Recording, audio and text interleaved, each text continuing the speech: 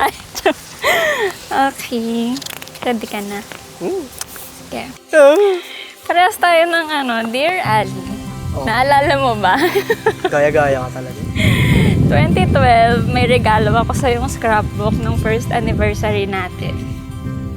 Last page, gumawa ako ng caricature nating dalawa na kinakasal. At sa ilalim noon, nilagay ko, after 12 years.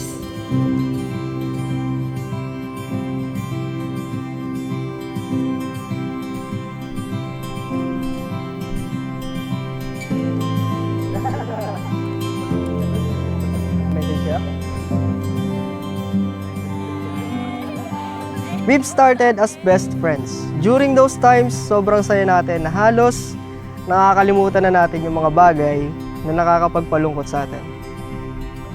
Kaya siguro hindi kita masisi that time kung bakit mas pinili mong i-treasure yung friendship natin kaysa pumasok sa komplikadong bagay which is to be in a relationship. And yes, binasted po ako dati ng babaeng kaharap ko ngayon. Tama na po, stop, stop. Uy! Wala na naman amoy mo eh. Oh, tama na.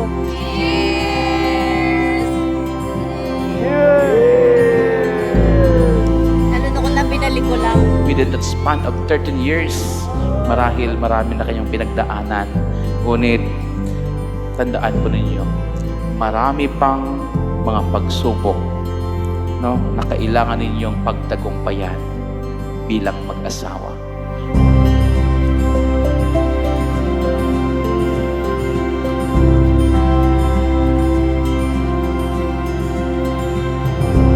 Basta wag lang kalilimutang mag-pray palagi. Okay? Mahalin ang asawa. Gumaya kay Papa. Okay? At basta nandito lang kami ni Papa para sa inyo. Congratulations na lang. Ay.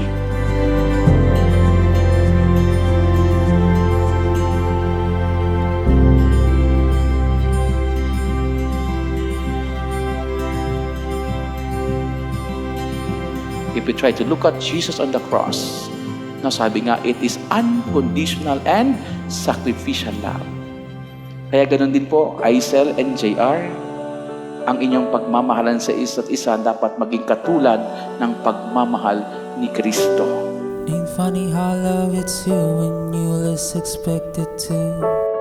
Anytime, any place could come right out of the blue. I thought it was only made for movie screen. That is the reason why every night I always pray to God na, Lord, sana ibigay mo na sa akin to. Ipanalo mo ko kahit ngayon lang. At pagdating ng araw, ipinapangako ko na ihaharap at ipapakilala ko siya sa'yo. Kinta po na.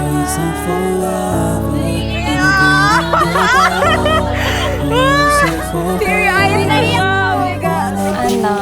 Thank you. Para sa lahat ng ginagawa mo sa amin ni Kuya. Hindi lang si Kuya talaga yung bunso. Pati naman nakabunso. Stay on, I will be everything that you need. Though I won't anyone know anything, come with me. The past 13 years wasn't easy, but it wasn't hard either. Because we got each other, and I know that no matter what, we will always choose to fight for it together. Thank you kasi hinarap mo yung kinakatakutan mong komplikadong relasyon 13 years ago. Kasi kung hindi mo in-overcome yon, yung fears na yon, maaaring wala tayo sa kinakatayuan natin ngayon. I'm yours, always and forever. For the good and the bad, for worse and for better. I wanna be with you for the rest of my days. I promise I'll love you forever and ever and always. Kailangan mapagpasensya, mapangunawa, mapagbigay. Pero wag mo namang aabusuhin ang kabaitan ng iyong asawa. Yun lang.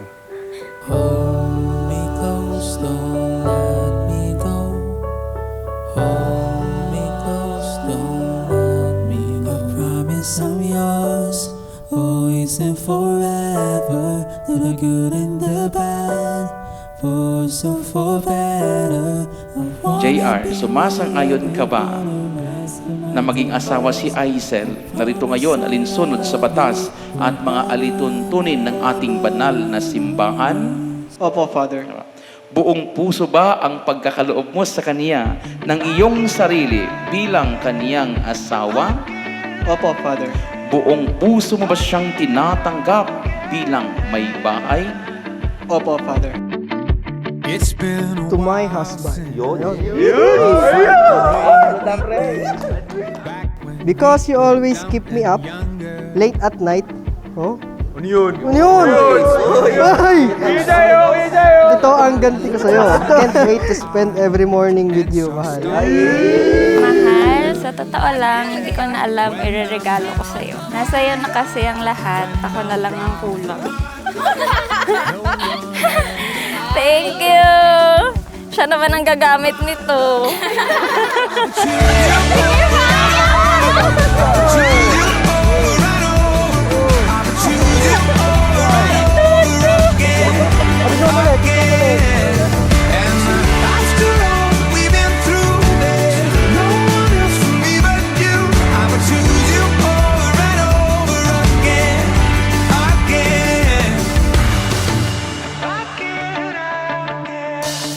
You are the real thing. Oh, Mary Senye. Sorry, binigay ko sa'yo para buo talaga yan. Parang bayad yung acting mo. But do not forget also that communication is not always about words.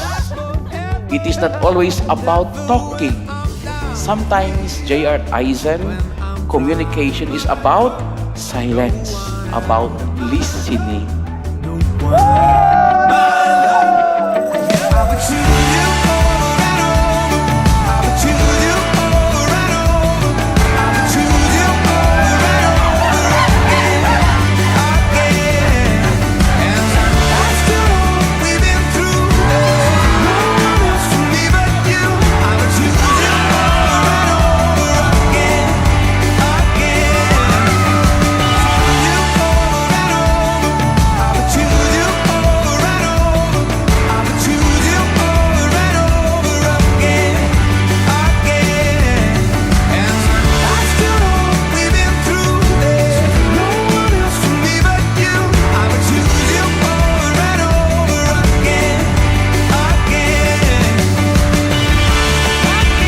JR, maaari mo nang halikan ng iyong kabiyak na si Aisen.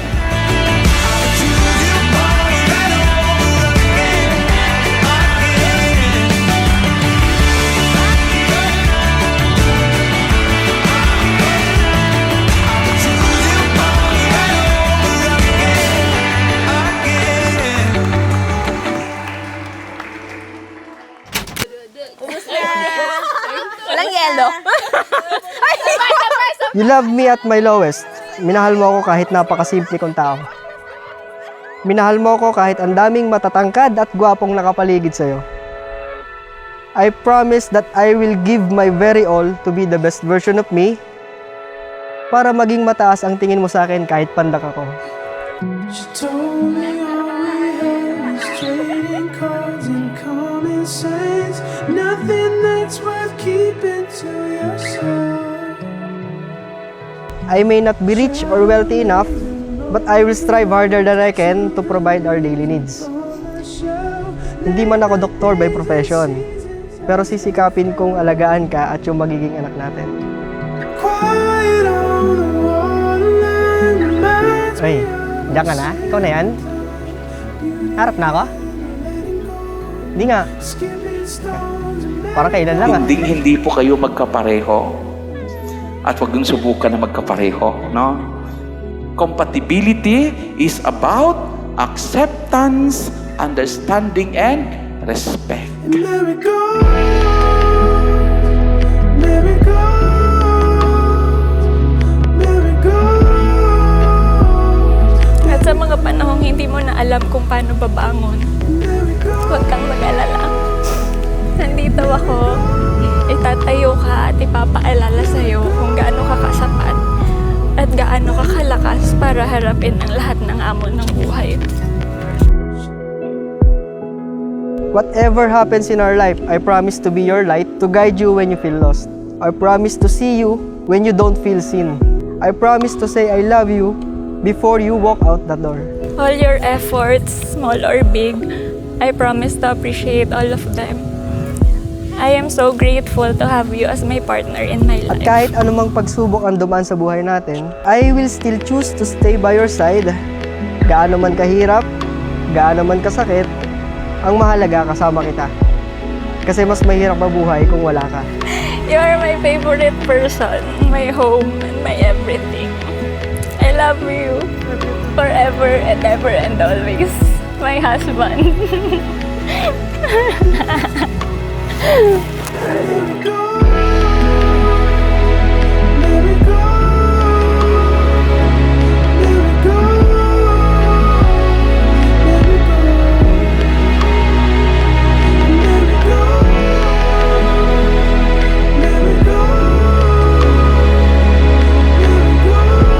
Nawa kayong dalawa ay pagpalain ng Diyos.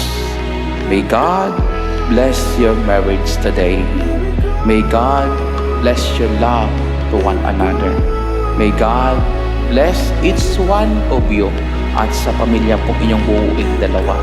God bless po, JR at Aisel.